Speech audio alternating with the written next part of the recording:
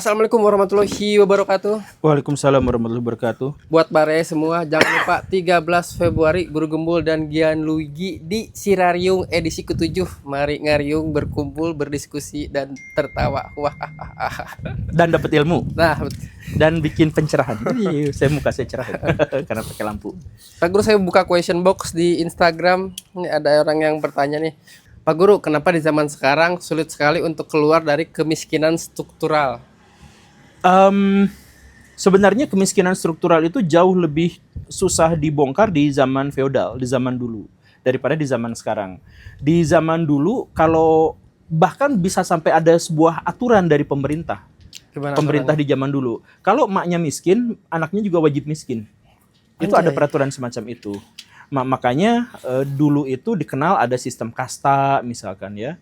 Kemudian bukan warna ya, tapi kasta gitu ya. Kemudian ada di Indonesia juga ada hierarki seperti itu. Di zaman feodal, kalau misalkan di Jepang yang paling tinggi itu adalah kelas kesatria gitu ya. Kemudian yang di bawahnya itu adalah pedagang dan petani. Ada yang lebih atasnya lagi itu sebenarnya adalah kaisar gitu kan.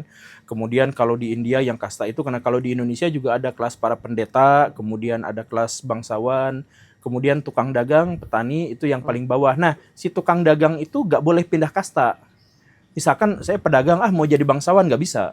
Nggak bisa. Harus jadi pedagang juga.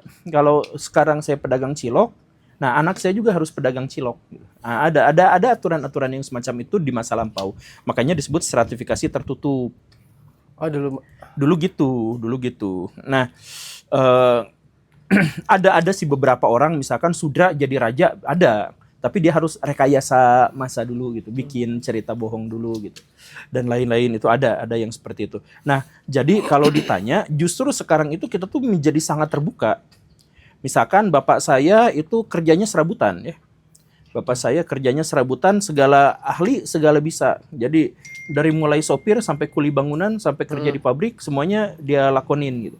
Nah, saya jadi guru. Pas jadi guru ternyata honornya kalah dibandingkan tugas MBG jadi YouTuber. Nah, langsung bisa berubah cekcok kayak gitu tuh bisa dengan sangat cepat.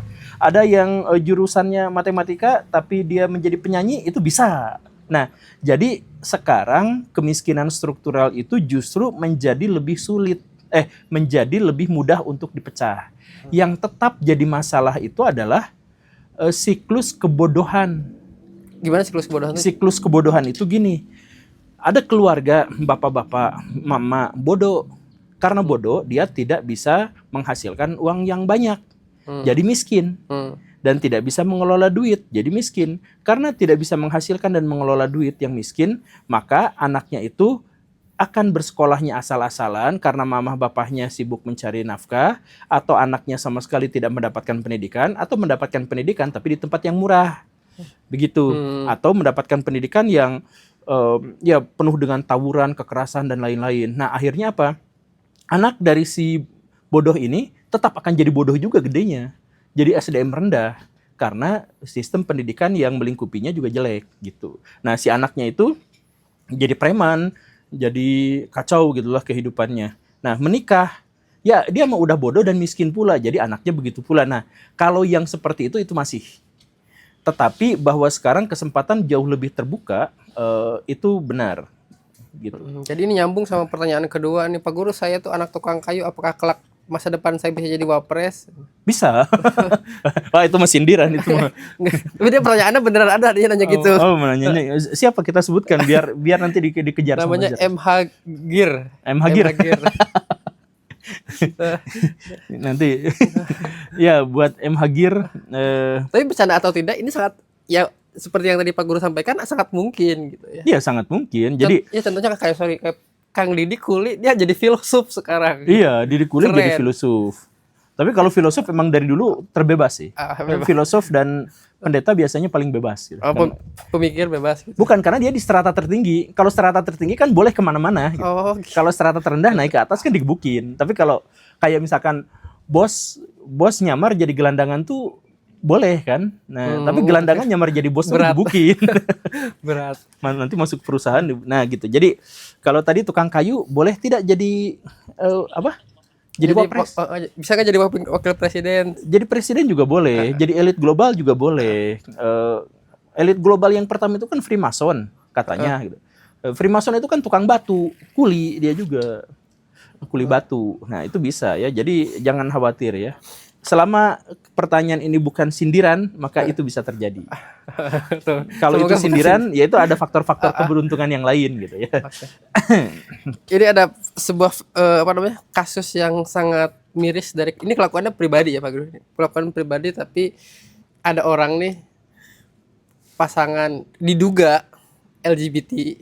Dia ketemu 3 hari sebelumnya, janjian pulang kantor bareng di tempat umum terbuka, dia melakukan onani.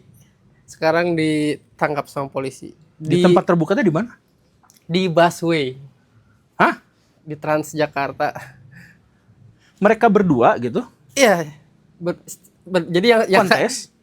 yang ini di berita yang sekarang ya. Jadi yang satu megangin satunya sampai keluar, sampai kena kerok perempuan. Nah, awalnya si perempuan itu nyangka laki-lakinya sendiri. Ternyata setelah diselidiki, dia itu berdua. Jadi diduga pasangan LGBT melakukan di tempat terbuka. Pertama kita harus adil dulu. Pertama kita harus adil bahwa pelaku itu tuh pelaku dengan aktivitas yang seperti itu tuh gak harus atau gak dimonopoli oleh kaum lagi batuk. Jadi kaum yang lurus pun sebenarnya bisa dan sering melakukan hal yang seperti itu. Sering kan? Sesuai dengan imajinasinya. Ya, sesuai dengan imajinasinya. Jadi yang pertama adalah stereotip lagi batuknya bisa kita pisahkan dulu. Jadi LGBT ya LGBT, kemudian praktek eksibisionis atau yang semacam ini juga itu bisa dipraktekkan oleh siapapun. Pertama, tapi bukan berarti mengurangi impact sosialnya. Dia tetap harus digebukin. Ya, konotatif ya. Dia tetap harus digebukin dalam artian mau dia lurus, mau dia belok, dia tetap harus digebukin. Nah, cuman yang kedua, terkait dengan masalah lagi batuknya itu, kaum lagi batuk memang berpotensi lebih besar untuk melakukan gitu, tindakan yang aneh-aneh. Karena dengan dia saja udah aneh gitu. Udah aneh ya. Enggak, jadi karena gini, karena apa ya? Saya lagi-lagi nggak tahu konteksnya kayak gimana dan nggak tahu latar belakang orangnya itu kayak gimana gitu. Tapi bisa aja dan mungkin saja bahwa mereka tuh sebenarnya bukan lagi batuk beneran. Mereka itu adalah orang yang lagi batuk karena terinfeksi oleh orang di sekitarnya, oleh lingkungan, atau oleh tayangan intensif dari video porno. Mungkin seperti itu. Karena yang dulu kita pernah bahas di episode lampau itu tentang science LGBT, itu tuh ini pendapat paling awal yang menjadi pionir ya. Hanya 4% dari laki-laki itu yang punya kecenderungan untuk itu, yang full lagi batuk gitu, full homoseksual. 4% itu pun dilakukan prakteknya penelitiannya itu dilakukannya di penjara gitu, kacaunya itu. Tapi anggaplah maksimal banget tuh 4% gitu. Nah, sisanya dalam bentuk spektrum. Jadi maksudnya ada orang normal yang cenderung homoseksual, ada yang 50-50 homoseksual, ada yang 90% homoseksual. Nah, tapi semua mereka itu biasanya dianggap normal, dianggap heteroseksual karena mereka masih bisa berhubungan dengan lawan jenis. Nah, dari orang yang spektrumnya di tengah-tengah itu antara 2 sampai 5 kan, itu bikinnya skalanya 1 sampai 6. Nah, yang 2 sampai 5 itu tuh masih bisa terombang-ambing. Jadi kalau masyarakat dan tayangan-tayangannya homoseksual, maka dia bisa jadi ke bawah itu. Tapi kalau misalkan orangnya lurus-lurus aja, dia bisa jadi tetap lurus gitu. Nah, kebanyakan yang terjadi di Indonesia itu adalah orang yang kayak gitu. Yang sebenarnya dia tuh bukan dibesarkan sebagai homoseksual, tetapi dia ada dalam spektrum yang ketika dia terpicu oleh pergaulan, oleh tayangan, oleh kebiasaan dan sebagainya, dia akhirnya jadi belok, jadi homoseksual itu gitu. Dan lingkungannya berarti dalam tanda kutip pendukungnya. Ya, nah makanya ketika kejadiannya di bis, kemudian sudah ada temannya dan semacam itu, saya pikir dia itu adalah orang yang sangat terpapar oleh tayangan-tayangan pornografi. Ya, sekali lagi ya, ini mah dugaan saya karena saya nggak tahu konteksnya, cuman dapat beritanya gitu. Ini bahkan di 2 hari yang lalu nih,